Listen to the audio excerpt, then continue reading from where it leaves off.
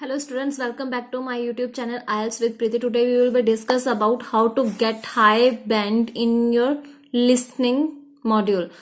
आप अचीव कैसे कर सकते हैं 9 बैंड्स को, मैं इसके लिए कुछ टिप्स और ट्रिक्स बताऊंगी 9 बैंड के लिए अपनी लिसनिंग को इम्प्रूव करने के लिए।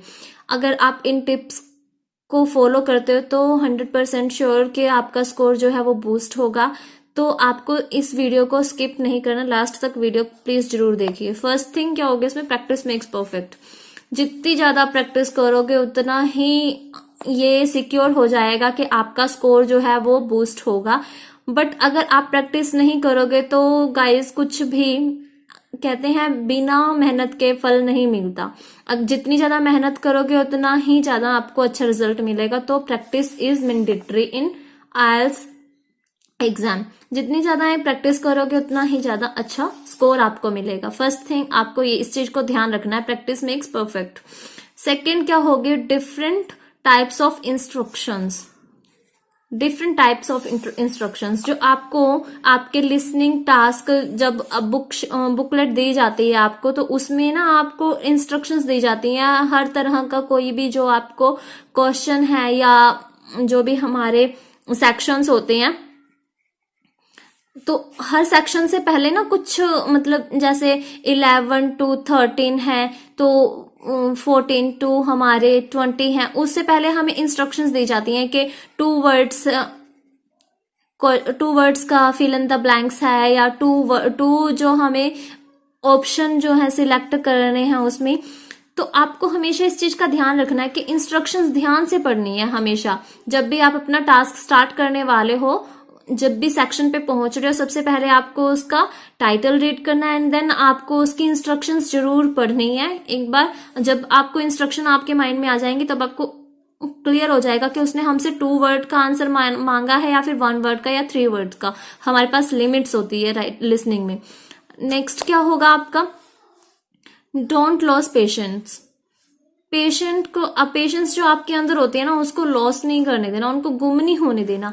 अगर आपके अंदर पेशेंस ही नहीं है आपके अपने टास्क के लिए, तो ये बहुत मुश्किल हो जाएगा। क्योंकि स्टार्टिंग में ना हम कभी भी 40 आउट ऑफ 40 नहीं अचीव कर सकते।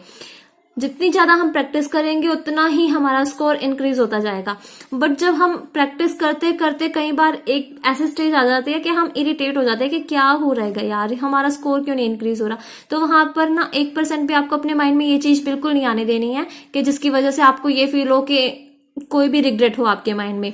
आपको हमेशा फोकस रखना है अपने स्कोर को लेके कि मुझे ये स्कोर मतलब चाहिए और मेरे को इसके लिए ये एफर्ट्स करने होंगे। जितने ज्यादा एफर्ट्स करोगे उतना ज्यादा अच्छा रिजल्ट मिलेगा। नेक्स्ट थिंग क्या होगा इसमें, don't check answer before complete task. आपको जब आप अपना टास्क कर रहे हो, आपको जब ये होता है जब हम सेंटर में करते हैं ना, तो इंस्टीट्यूट्स में, तो हमें हमेशा लिसनिंग कंप्लीट होने के बाद ही लास्ट में आंसर अनाउंस किए जाते हैं कि हमारा ये आंसर था। बट जब हम घर पे प्रैक्टिस करते हैं तो हम क्या करते हैं, बोर हो रहे हैं, एक सेक्शन किया, 2 सेक्शन किया एंड आंसर चेक कर लिया। बट आपको ऐसा नहीं करना है। जब आप ऐसा करते हैं ना तो वो ना आपकी पूरी की पूरी लिसनिंग खराब हो जाती है। क्योंकि आपको जब सेकेंड टाइम आप प्रैक्टिस करने बैठोगे ना तो वो स्टार्टिंग से ही चलेगी, स्टार्टिंग से प्ले होती है। तो वहां पे आपको लगेगा नहीं यार ये मैंने लिसनिंग कर ली है, या फिर आपके माइंड में वो कुछ आंसर्स फिक्स हो जाते हैं कि मैंने ये किए हुए हैं, मेरे को ये नहीं करना। पहली बात तो आप हमेशा पूरा फोकस रख के बैठिए कि मेरे को पूरी लिसनिंग करनी ही करनी है, इतनी पेशेंस आपके अंदर होनी चाहिए। बट फिर भी कई बार हो जाता है सिचुएशंस ऐसे कि नहीं करनी होती, कि स्ट्रेस हो जाता है या फिर बीच में स्किप हो जाता है, कुछ भी हो सकता है। तो आपको वहां पर आपका आंसर चेक नहीं करना है। अगर आपने 2 सेक्शंस किए हैं या 3 सेक्शन किए हैं, आपको वहीं पर छोड़ देनी है अपनी लिसनिंग। और जब आपकी लिसनिंग वो कंप्लीट हो जाए ना, then you can check your answers. Next क्या होगा इसमें, आपको हमेशा जब भी अपनी लिसनिंग करनी है, आपने फर्स्ट टाइम की, उसमें से आपके ब्लैंक्स छूट के आंसर ब्लैंक्स रह गए 3, मान लो 4 आपके ब्लैंक्स छूट गए हैं, मतलब आंसर स्किप हो गया, आप नहीं वहां पर उनको पकड़ पाए कि उसने क्या बोला, मतलब जजमेंट नहीं कर पाए आप वहां पे। तो आपको ना उस लिसनिंग को आंसर चेक किए बिना ही सेकेंड टाइम करना है। तो आपको ये लगेगा इसमें से मैंने कुछ पकड़े हैं। और जो आपने वो 36 क्वेश्चन किए हैं उसमें भी आपको कहीं ना कहीं कुछ क्वेश्चंस में 2-3 क्वेश्चंस होंगे जहां पे डाउट होगा, तो आपको वहां पर भी अपना सेकंड वाला लिख लेना है आंसर। एक ही आपको कोशिश करनी है हर टाइम, जब भी आप अपनी एक ही लिसनिंग 2 या 3 बार करते हो तो उसको अलग शीट पे करो। एक ही शीट पे उसके आंसर सेकेंड टाइम करो तो टिक करते हुए मत चलो, मैंने ये लिख लिया, मैंने ये लिख लिया। नो, आपको हर क्वेश्चन का जो आंसर है नोट करना है और करेक्ट वे में, करेक्ट स्पेलिंग में आपको नोट करना है। जितनी ज्यादा आपका उसके ऊपर फोकस होगा उतनी ही ज्यादा आपकी लिसनिंग इंप्रूव होगी। आपने जब ये किया तो भी आपको 1-2 क्वेश्चन जब 40 हो जाएंगे ना आपके सेकेंड टाइम में, तो भी 1-2 क्वेश्चन ऐसा होगा जहां पे आपको डाउट होगा, आपने तब भी अपनी लिसनिंग चेक नहीं करनी है। आपको थर्ड टाइम आपकी अपनी जो लिसनिंग है वहां पर आपके मन में 1% भी जब डाउट ना रहे ना, तब आपको अपनी लिसनिंग चेक करनी है और वहां पर जाके आपको पता चलेगा कि आपका क्या लेवल है। मैं ये नहीं बोल रही हूँ कि आपका फर्स्ट टाइम में जो लेवल है वो इंक्रीज होता चला जाएगा कि थर्ड टाइम 3 टाइम्स जब हम लिसनिंग करेंगे वो तो आंसर ही हमारे माइंड में फिक्स हो जाएंगे। नो, आपके माइंड में सिर्फ फिक्स ये होगा कि जो मेरे से छूटा है ना, मेरे को उसको कवर अप करना है। और कई बार अंडरस्टैंडिंग में हमें प्रॉब्लम हो जाती है कि हम अंडरस्टैंड नहीं कर पाते कि उसने इतना स्पीड में बोल के गया तो हमें क्या जजमेंट करनी थी। तो इसलिए आपको बोल रही हूँ जितनी ज्यादा आप मतलब 2 या 3 टाइम्स आपको मैंडेटरी है कि 2 टाइम्स तो कंपल्सरी आप एक लिसनिंग को करो घर पे प्रैक्टिस। इवन जब हम इंस्टीट्यूट में लिसनिंग करते हैं ना, तो भी आप वहां से टॉपिक पूछ के आओ कि आज का हमारा लिसनिंग का कौन सा टॉपिक था, मतलब कौन सा सेक्शन था या कौन सी लिसनिंग का पार्ट था, कैम्ब्रिज की कौन सी लिसनिंग थी, ये चीज आप नोट कर लाओ और घर आके उस लिसनिंग को दोबारा करो।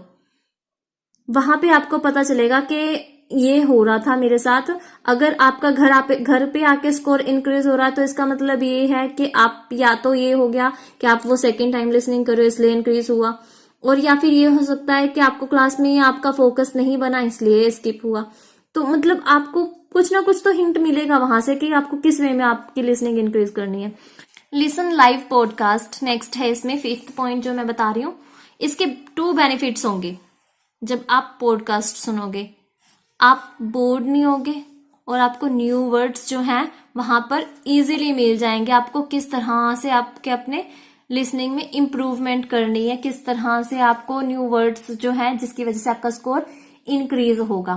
तो इस चीज को लेके आपको अपनी लिसनिंग जो है इम्प्रूव करनी है इसमें। और आप किस तरह के पॉडकास्ट जो है सुन सकते हो, मैं कुछ चैनल्स बता देती हूँ आप जिसकी वजह से आपका स्कोर इंक्रीज होगा। लाइव इंग्लिश न्यूज देखनी है आपको, वो बीबीसी का जो चैनल है आपको सिर्फ उसी चैनल के ऊपर देखनी है क्योंकि उसके ऊपर इंटरनेशनल लेवल की न्यूज आती है, तो आपको बीबीसी न्यूज जरूर देखनी है। मूवीज देखनी है, अगर आपको लग रहा है बीबीसी न्यूज देखते बोर हो रहे हो तो आपको मूवीज देख लो, फ्री टाइम लग रहा है। ड्रामाज देख लो, गर्ल्स को होता है कि वो हमेशा सीरियल्स की तरफ अट्रैक्ट रहती है ना, तो वो ड्रामास देख लो।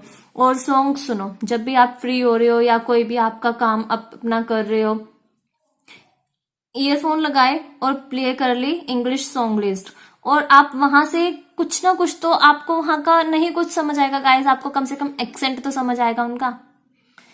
इसका भी आपके ऊपर जरूर असर पड़ेगा कि आपका स्कोर कैसे इंक्रीज होना है। आपको नेक्स्ट थिंग क्या करनी है, फिक्स करना है आपका